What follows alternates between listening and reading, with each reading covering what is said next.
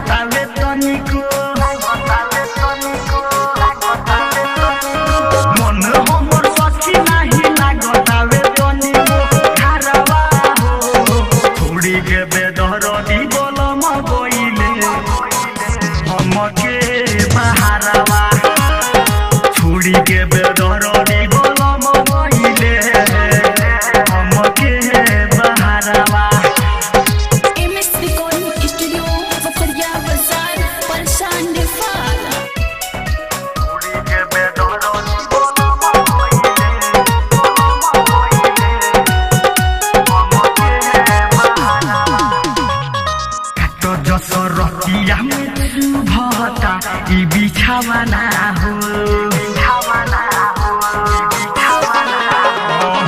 काटो जसो रतिया में तू भसा बिछावाना हो बुझल न सखी सैया दिलवा के मोर भावना हो तोर हो सिंगार पहिले बह जात मोर से कजरवा हो उड़ी के बेदर दी बोलम गइले हमके